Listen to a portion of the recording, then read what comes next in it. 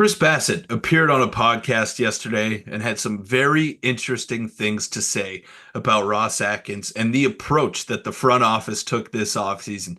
Spoiler alert, he pointed a lot of fingers at the two men in charge in Ross Atkins and Mark Shapiro. I don't know what that means for his Blue Jay future. We do know that next year is his last of his contract that he signed just a couple of off seasons ago.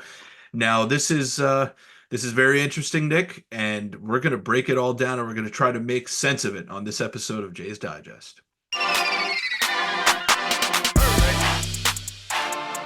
What's up, Jays fans? I'm your host, Peter Vryonis, alongside a host, Nick Gosse, and the rumors are still juicy around the Blue Jays, despite them not having a good season and being pretty much dead in the water when it comes to the playoff race right now. They're still mathematically in it, but we all know that there's just no hope.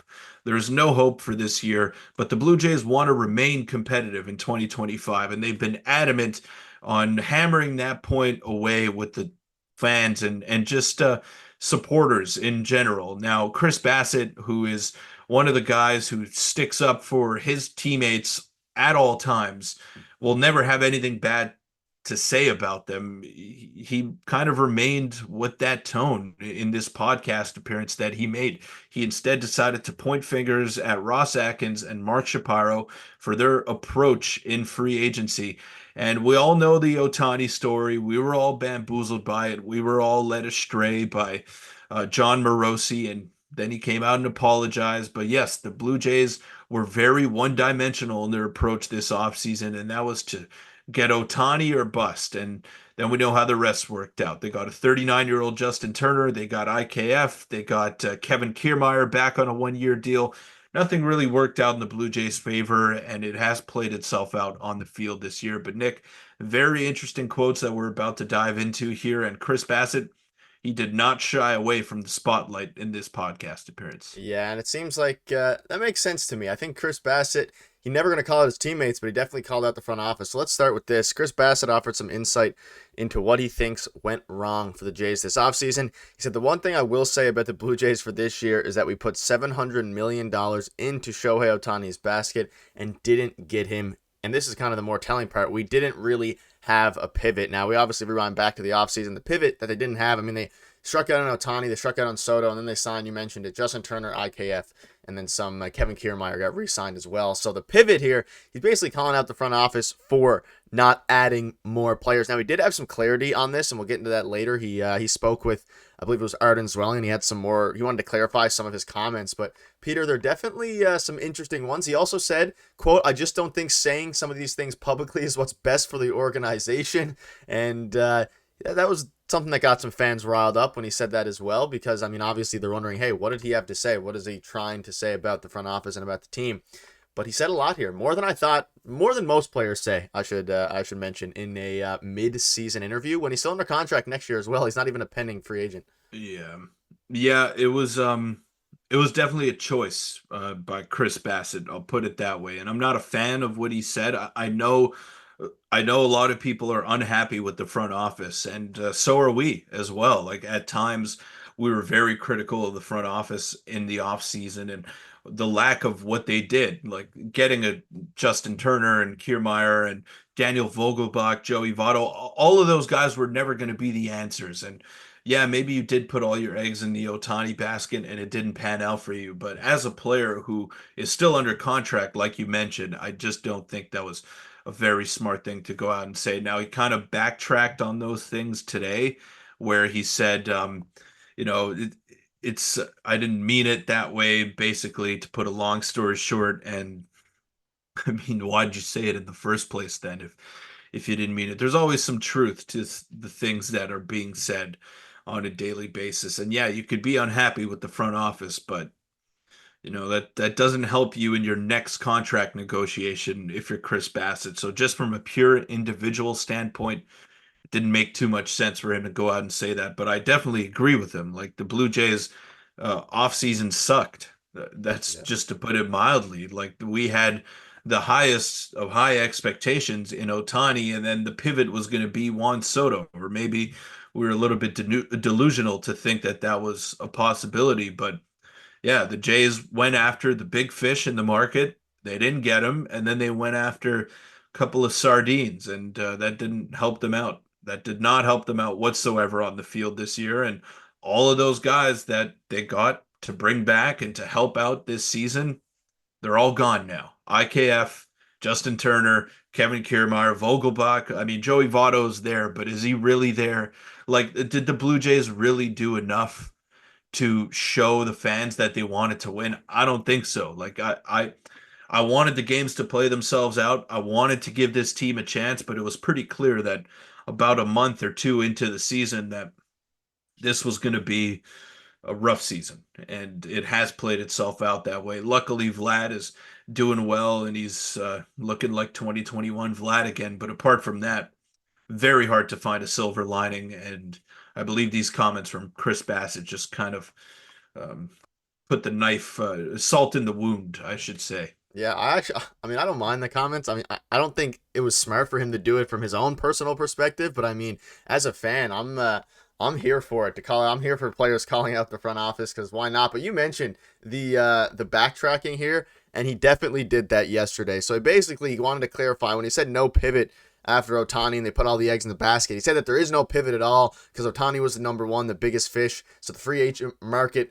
was basically saying there was a lack of impactful alternatives on the free agent market, saying it's not a knock against the Jays. It's not a knock against anybody. So he really backtracked here and made it clear that it wasn't against the Blue Jays front office. Now, whether that's because the front office had to talk with him, whether that's because he realized, wow, this is getting way more viral than I thought it was going to be, whatever it ended up being, he backtracked a little bit. And you can pause and read the rest of these comments here. He also clarified and said that his comments weren't referring to a lack of ambition from Toronto's front office, but rather the realities of a shallow free agent class. Basically said they got Justin Turner, who's no slouch, an unbelievable player, unbelievable things for us. IKF was great. Like, he really just full sent the backtracking here, and or at the very least he clarified. I feel like at this point what he said is what he meant. He just wanted to he didn't want to get on the bad side of whether it's the players, the front office, whatever it's going to be. And he also mentioned during the thing that really blew up as well was saying the Jays had some unfixable problems, and we thought that they were talking about maybe that's the core, maybe that's Bichette, maybe that's Vladdy. He is saying that when he said that, he was referring to himself being 36 years old and a lot of the aging pitching staff and all those things. So, I don't know. Do you have any thoughts on the, I'm going to call it backtracking because I think he meant exactly what he said and that he just kind of got blown out of proportion in the sense of, not out of proportion because we were just analyzing what he said, but it got a lot more traction than I think he may have thought on the podcast. I think that's what happened here. Oh, he definitely meant it. There's no doubt about it. You can backtrack all you want, but those things are out there, and digital footprint is a real thing nowadays. Everything we say is documented and analyzed, whether you like it or not. So Chris Bassett, he made a choice. You made your bed, now you got to sleep in it, as they say. So yeah, he can backtrack, but he meant what he said, and I still tend to agree with him, but not smart for a guy who's going to be a free agent after next season and may still want to pitch in the big leagues. So front offices may shy away from a guy who is very critical of their operations. So hopefully Chris Bassett can smoothen these things out and he can get another contract playing Major League Baseball. But and he's right though about the lack of a pivot option to Shohei Ohtani. Who was the other big fish on the market? It was Juan Soto, right? Now, let's say Juan Soto was hypothetically on the Toronto Blue Jays right now with 1 year left on his deal. And the Jays were in a similar-ish position. I'm sure they would be a lot better if you add Juan Soto's 1,000 OPS to this lineup. But let's say they were still a 500 ball club. He accounts for an extra few wins this season. Now, does that give you a chance to re-sign him in the offseason? You just mortgaged your entire future for 1 year of Juan Soto. It didn't work out.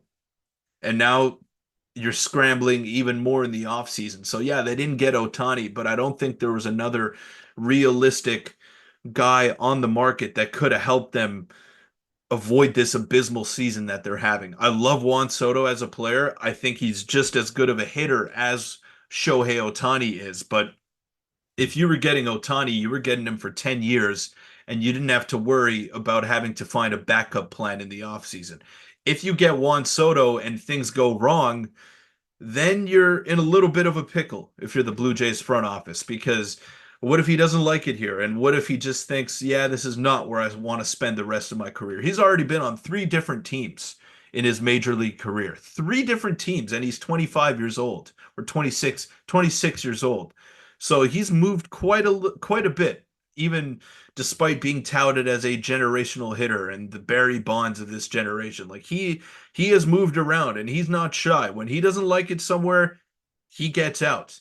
And I have no doubt in my mind that if the Blue Jays were having a similar-ish season with Juan Soto on their roster, he would have been gone on the first flight out of Toronto once game 162 was wrapped up and concluded. So, yeah, Chris Bassett was right that they put all their eggs in one basket, but what other choice did they have than to go after the biggest fish on the market? They struck out on Ohtani, don't get me wrong, but I don't know if there was another realistic option that made sense considering where the Blue Jays were at. What do you think? Yeah. Do you think I'm right in that I assessment? think Soto was very risky. I don't think they were ever actually going to go for him. I think they really dropped the ball. I don't think it was just last season. I think it was the past few seasons, off seasons in general. I think not re-signing or signing, I guess, Teoscar Hernandez this off season would have helped. If they would have signed him, that would have helped a lot. But at the same time, none of the signings that were available, and Chris Bassett mentions it here about the players that were left in the top paragraph here. None of the players that were left, like you said, were going to add 20 wins to the Blue Jays. The only one even close to that is Ohtani, who'd probably Soto, sorry, who'd probably have 8 or 9 wins after Ohtani left. And even then, you're still stuck in theory a 500 team. Now, obviously, things change, but I think not re-signing, or I guess not, I keep saying re-signing, he was a J, not signing Teoscar Hernandez, not bulking up any of the, even, I mean, the Jorge Soler contract's not aging great, but even taking a little bit of a risk, I don't think that would have been the right contract anyway, and adding some sort of offense. They went with a 39-year-old as their best hitting addition. They re-signed Kevin Kiermaier that made 0 sense. So I think it was less about the available options out there and more so just about a lack of management or asset management for the Jays. I mean, Kiermaier signing made no sense at the time. Not signing a hitter that actually has power. Obviously, Turner had a little bit, but we knew he was headed for a decline. And then signing another fielding first player at the time in IKF. It worked out in the sense of IKF, but I don't know. It's a little bit rough. And one thing, Yeah. go on. Yeah, no, go ahead. Go I was ahead. just going to say Sorry. one other thing Yeah. before we do wrap up here. I did have something to say. We're all talking about the sadness and how the Jays had a rough season. He did say that he doesn't know this for sure, but he doesn't want to speak for Vladdy, but he thinks that Vladdy wants to be a Blue Jay for the rest of his career. So I just want to throw that out there just to throw some positive light into this video. It does seem like everybody who speaks about Vladimir Guerrero Jr., whether that's from the insiders, the players, it seems like he's going to re-sign in Toronto and that the people internally, because Chris Bassett, he says he doesn't know this. He obviously speaks and plays with Vladdy every day. He has some sort of idea, and it seems like Vladdy, as long as the Jays front office pays up, is going to be a Jay for the rest of his career. But I just wanted to throw that out there.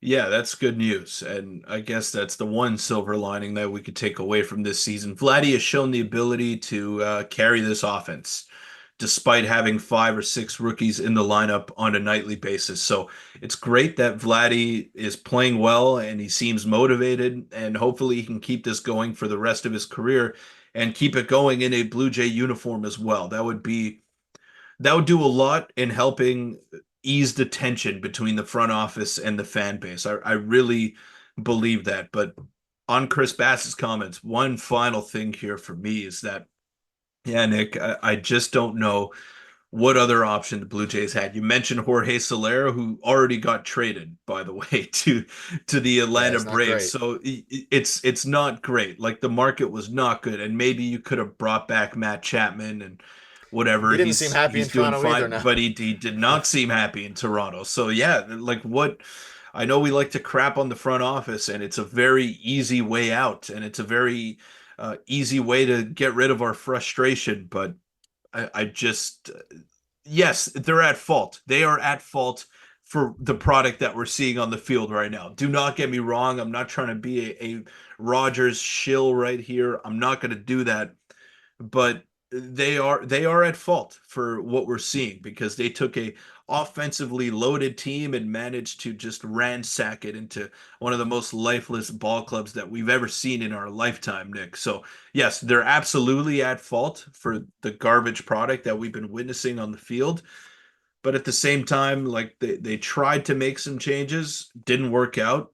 I think they did as well as they could have at the deadline, Agreed. and that's it. That's it. You just got to try to have a really good offseason. Try to win the offseason as hard as that's going to be.